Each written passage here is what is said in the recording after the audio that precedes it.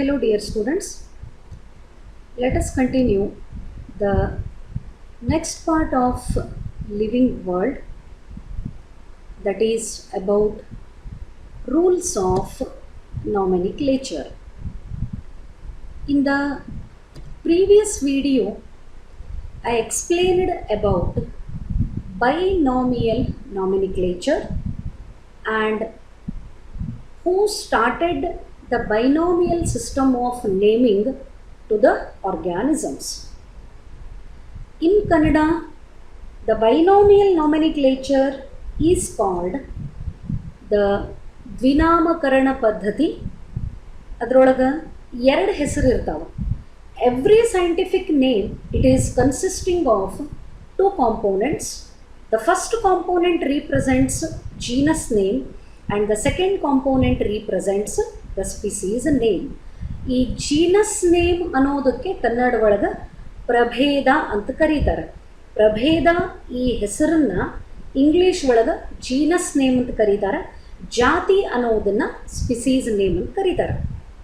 So the binomial nomenclature it is proposed by Carolus Linnaeus. He started the binomial system of naming where every scientific name consists of two components. The first component is the genus name and the second component of the scientific name is species name. And the rules are given for nomenclature. ಮನಸ್ಸಿಗೆ ಬಂದಂಗೆ ಹೆಸರುಗಳನ್ನು ಇಡುವುದಲ್ಲ. ಈ ವೈಜ್ಞಾನಿಕ ಹೆಸರುಗಳನ್ನು ಕೊಡಬೇಕಾದ್ರೆ ಕೆಲವು rules and ರೆಗ್ಯುಲೇಷನ್ಸನ್ನು follow ಮಾಡಬೇಕಾಗ್ತದೆ. That also explained in the previous video. The two expansions ICBN and ICZN. ICBN, International Code for Botanical Nomenclature. This particular branch or organization, it provides the rules for the naming of plants. How the scientific names should be provided to the plants. ಸಸ್ಯಗಳಿಗೆ ವೈಜ್ಞಾನಿಕ ಹೆಸರುಗಳನ್ನು ಕೊಡಲಿಕ್ಕೆ ಬೇಕಾದಂತಹ ರೂಲ್ಸನ್ನು ಯಾವುದು ಕೊಡ್ತದ? ICBN, International Code for Botanical Nomenclature. Like that, ICZN, the rules for giving scientific names to the animals. Whenever the scientific names are provided for the animals, the rules are followed and these rules are given by ICZN, International Code for Zoological Nomenclature. ಬಹಳಷ್ಟು ವೈಜ್ಞಾನಿಕ ಹೆಸರುಗಳನ್ನು, ಬಹಳಷ್ಟೇನು ಎಲ್ಲ ವೈಜ್ಞಾನಿಕ ಹೆಸರುಗಳು binomial. ವಿಜ್ಞಾನ ಅಂತ ತಗೊಂಡ್ರೇ it is systematic study. Science is systematic study of everything. ಇಲ್ಲೇ ಅದರದೇ ಆದ ಕೆಲವೊಂದು ಪದ್ಧತಿಗಳು. ಯಾರೋ ಸ್ಟೂಡೆಂಟು ಆಗಲೇ ಒಂದು ಮೆಸೇಜ್ ಹಾಕಿದ್ರು, why the scientific names are in the binomial, ಯಾಕೆ ಸಿಂಗಲ್ ನೇಮ್ಗಳನ್ನು ಕೊಡಬಾರದು? ಇವೆಲ್ಲ ಸೈನ್ಸ್ ಒಳಗೆ ಮಾಡಿರೋ ಅಂಥ ಕೆಲವು ಸ್ಟ್ರಿಕ್ಟ್ ರೂಲ್ಸು. ಆ್ಯಂಡ್ ಆ ರೂಲ್ಸ್ಗಳನ್ನು everyone is following who is studying the biology. ಅದಕ್ಕೆ ಸೈನ್ಸ್ ಈಸ್ ಸಿಸ್ಟಮೆಟಿಕ್ ಸ್ಟಡಿ. ಆ ICBN ಆ್ಯಂಡ್ ICZN ಏನು ರೂಲ್ಗಳನ್ನು ಹೇಳ್ತದ ಅದರ ಪ್ರಕಾರ ಹೆಸರುಗಳನ್ನು ಇಟ್ಬೋದು ಹೋಗ್ತಾರೆ. There is a reason for everything. ಸುಮ್ಮನೆ ಆ ನೇಮ್ಗಳನ್ನು ಕೊಡಂಗಿಲ್ಲ. ಈಗ ಫಾರ್ ಎಕ್ಸಾಂಪಲ್, ಶೇಂಗಾಕ್ಕೆ ನೆಲಗಡಲೆ ಅಂತ ಕರೀತಾರೆ ಮೈಸೂರು ಬೆಂಗಳೂರು ಸೈಡ್ ಹೋದರೆ. Because that groundnut is growing within the soil, under ground, ಮಣ್ಣು ಒಳಗದು ಕಾಯಿ ಬೆಳ್ಕೊಂಡಿರ್ತದೆ ನೆಲಗಡಲೆ. ನೋಡ್ರಿ, ನಾವಾದ್ರೂ ವರ್ನ್ಯಾಕ್ಯುಲರ್ ನೇಮ್ಸ್ ಅಥವಾ ಕಾಮನ್ ನೇಮ್ಗಳನ್ನು ಕೊಡಬೇಕಾದ್ರೆ ಅದು ಎಲ್ಲಿ ಬೆಳೀಲಿಕ್ಕತ್ತದ, ಅದಕ್ಕೆ ಯಾವ ರೀತಿ ಕ್ಯಾರೆಕ್ಟರ್ಸ್ ಅವ, ಅದರದ್ದು ಫೀಚರ್ಸ್ ಏನು, ಅದನ್ನೆಲ್ಲ ನೋಡಿಕೊಂಡು ಅದಕ್ಕೆ ಹೆಸರುಗಳನ್ನು ಕೊಡ್ತಿರ್ತೀವಿ. ಈಗ ಉಳ್ಳಾಗಡ್ಡಿಗೆ ನೀರುಳ್ಳಿ ಅಂತ ಕರೀತಾರೆ. Actually it is suitable term because while cutting the onion we will get the tears.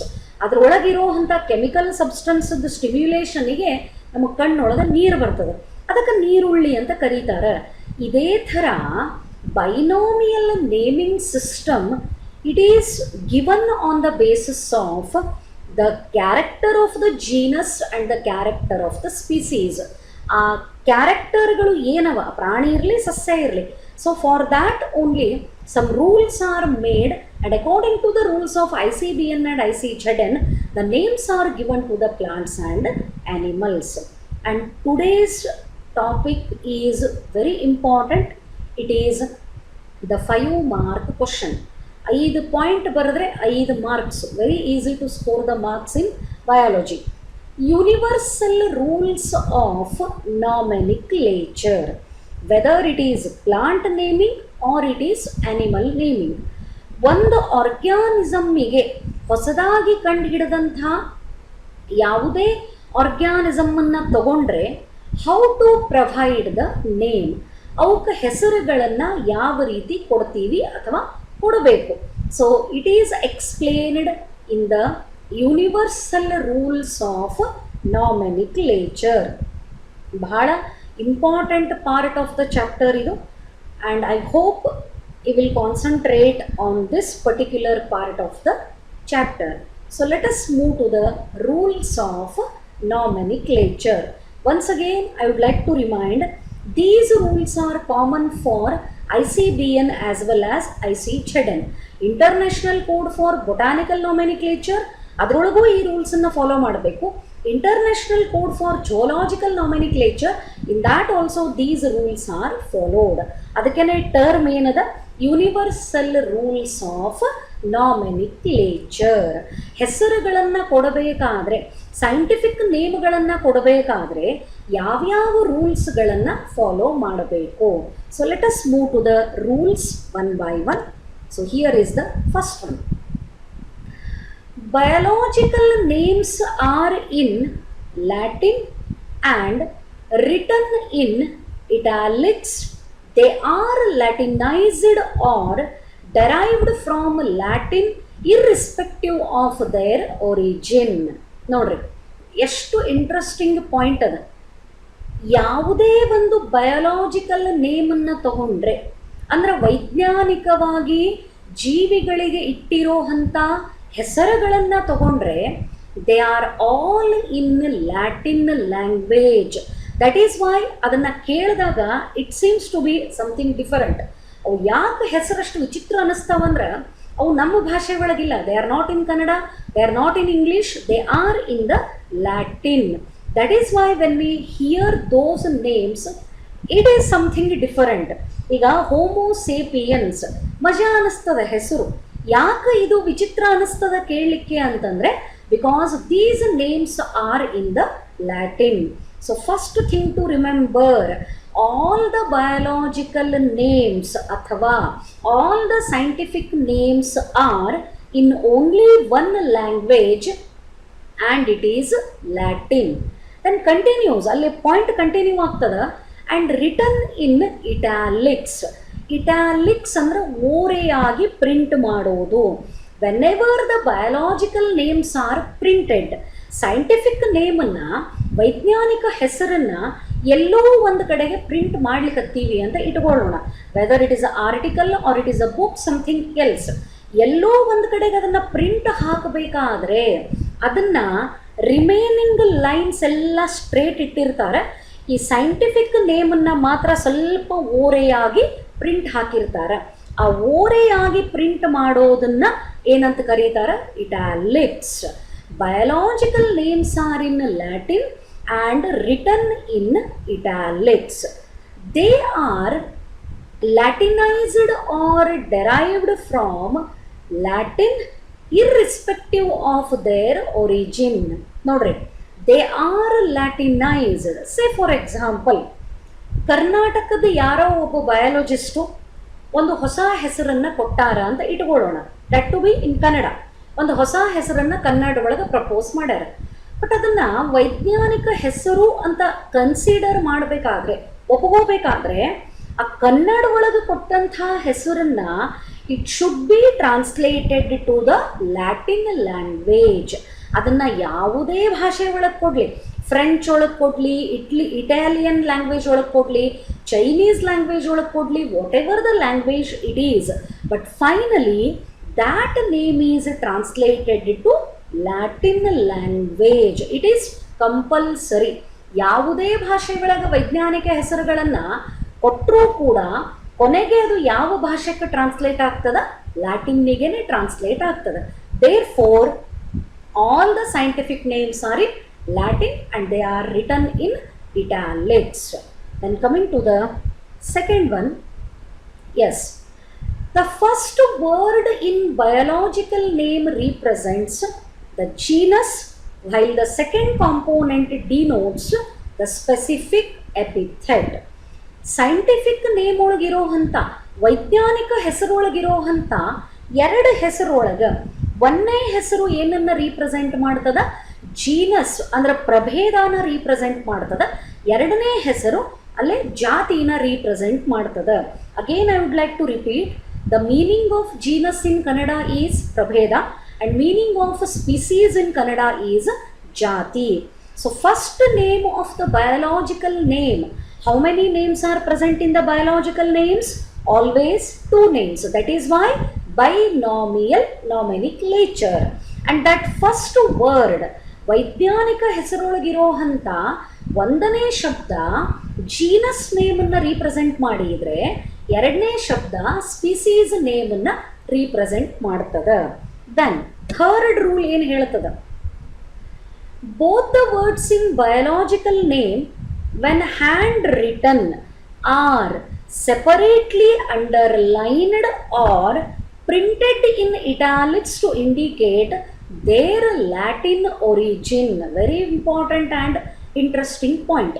ನಾನು ಆವಾಗಲೇ ಫಸ್ಟ್ ಪಾಯಿಂಟ್ ಒಳಗೆ ಹೇಳಿದೆ, ಬಯಾಲಜಿಕಲ್ ನೇಮ್ಸನ್ನ ನಾವು ಕೈಯಿಂದ ಬರೆದಾಗ, ಈಗ ನೀವು ಆನ್ಸರ್ ಬರೀತಿರ್ತೀರಿ, ಕ್ವಶನ್ ಏನು ಕೊಡ್ತೀವಿ? Write the scientific name of a mango or write the scientific name of a man. ನಿಮಗೆ ಗೊತ್ತಿರ್ತದ ಆನ್ಸರು, ಹೋಮೋ ಸೇಪಿಯನ್ಸ್. ಬರೆದು ಬಿಟ್ಟು ಬಿಡೋದಲ್ಲ. What is the rule? ಏನು ಹೇಳ್ತದ? Nomenclature rule, whether it is ICBN or ICZN, what these organisations are the branches are telling, ಏನು ಹೇಳಿಕತ್ತಾವ? The biological names when they are hand written, ಕೈಯಿಂದ ನೀವು ಬರೆದಾಗ ಅಲ್ಲೇ ಜೀನಸ್ ನೇಮನ್ನು ಸೆಪರೇಟ್ ಆಗಿ ಅಂಡರ್ಲೈನ್ ಮಾಡಬೇಕು, ಸ್ಪೀಸೀಸ್ ನೇಮನ್ನು ಸೆಪರೇಟ್ ಆಗಿ ಅಂಡರ್ಲೈನ್ ಮಾಡಬೇಕು. ಕೈಯಿಂದ ಬರೆದಾಗ when they are hand written separately both genus and species names are underlined. Genus ಮತ್ತು ಸ್ಪೀಸೀಸ್ ನೇಮನ್ನು ಸೆಪರೇಟ್ ಆಗಿ ಅಂಡರ್ಲೈನ್ ಮಾಡಬೇಕು. ಮತ್ತು ಪ್ರಿಂಟ್ ಮಾಡಿದಾಗ ಏನು? ಆವಾಗಲೇ ಹೇಳಿದೆ, when it is printed it should be in the italics, ಓರೆಯಾಗಿ ಪ್ರಿಂಟ್ ಮಾಡಬೇಕು. And by doing these things, underlining genus and species separately or printing in the italic form indicates these words are from the Latin. ಈ ಶಬ್ದಗಳು Latin ಭಾಷೆಯಿಂದ originate ಆಗ್ಯಾವ, ಹುಟ್ಕೊಂಡಾವ ಅನ್ನೋದನ್ನು indicate ಮಾಡ್ತದೆ. This is another rule. ನಾನು 3 ರೂಲ್ಸನ್ನು ಹೇಳಿದೆ. Biological names are in the Latin. If they are proposed in any other language they should be translated to the Latin only. The first name of the biological name represents genus name and the second name represents species name. Whenever the biological names are handwritten, the genus and species names are separately underlined. When they are printed, it should be in the italics to indicate the Latin origin.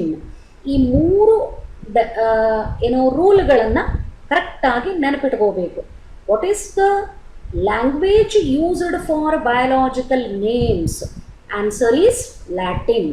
What is the format to print the biological names? Biological ನೇಮ್ಗಳನ್ನು print ಮಾಡಲಿಕ್ಕೆ format ಅಂದರೆ ಪದ್ಧತಿನ ಏನು ಬಳಸ್ತಾರೆ? Italics. What is the rule when scientific names are hand written? The genus and species names are separately underlined. Then moving to the next one, the first word denoting the genus starts with a capital letter while the specific epithet starts with a small letter. another very very important information or rule you can see in the representation.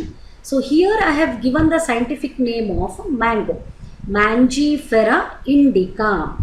ಇಲ್ಲೇ Mangifera indica ಅನ್ನೋದು ಒಂದೇ ಹೆಸರು, but Mangifera ಏನು indicate ಮಾಡ್ತದ, this is representing the genus name.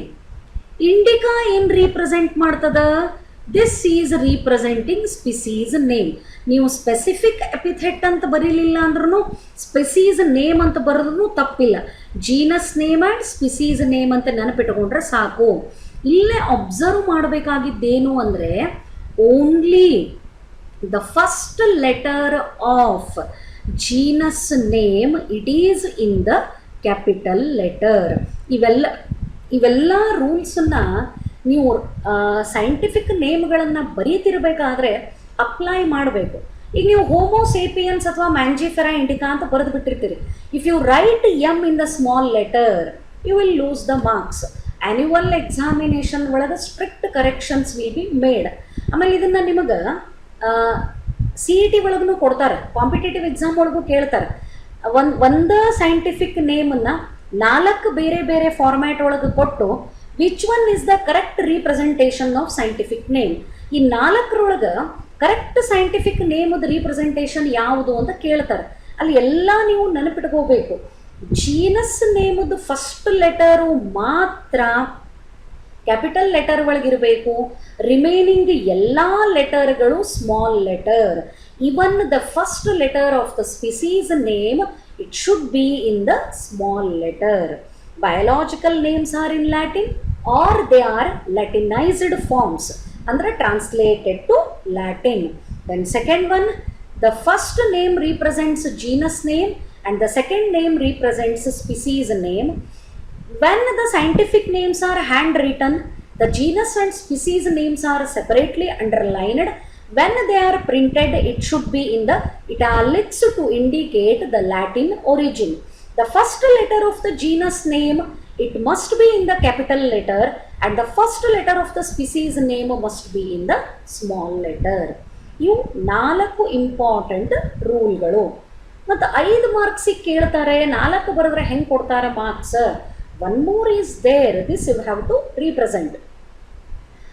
Name of the author appears after the specific epithet, that is at the end of the biological name, and it is written in an abbreviated form. ಏನು ಹಂಗಂದ್ರೆ, ಈಗ ನಾನು ಈ topic start ಆದಾಗ ಹೇಳಿದೆ, ನಾಮಿನಿಕ್ಲೇಚರ್ ಬಂದಾಗ ನಮ್ಗಳಿಗೆ ನಮ್ಮ parents ಅಥವಾ ಗ್ರ್ಯಾಂಡ್ ಪೇರೆಂಟ್ಸು ಈ ಥರ ಹೆಸರಿಡಬೇಕು ಅಂತ ಸಜೆಸ್ಟ್ ಮಾಡ್ತಾರೆ. ಹಂಗೆ ಆರ್ಗ್ಯಾನಿಸಮ್ಗಳಿಗೆ ಈ ಬಯೋಲಾಜಿಕಲ್ ನೇಮ್ಗಳನ್ನು ಯಾರು ಕೊಡ್ತಾರೆ ಅವರ ಹೆಸರನ್ನು in front of the scientific names. For example here it will be very clear to you. ಇಲ್ಲೇ ನಾ ಹೋಮೋಸೇಪಿಯನ್ಸ್ ಅಂತ ಎಕ್ಸಾಂಪಲ್ ಕೊಟ್ಟೀನಿ. ಹೋಮೋ ಏನು ರೀಪ್ರೆಸೆಂಟ್ ಮಾಡ್ತದಿಲ್ಲೇ? Genus name. ಸೇಪಿಯನ್ಸ್ ಏನು ರೀಪ್ರೆಸೆಂಟ್ ಮಾಡ್ತದ? Species name. Why I am referring this as a scientific name? ನಾ ಇದನ್ನು ಸೈಂಟಿಫಿಕ್ ನೇಮ್ ಅಂತ ಯಾಕೆ ಕರೀಲಿಕತ್ತೀನಿ? ಒಂದು, ಇದು ಲ್ಯಾಟಿನ್ ಲ್ಯಾಂಗ್ವೇಜ್ನಾಗ ಅದ.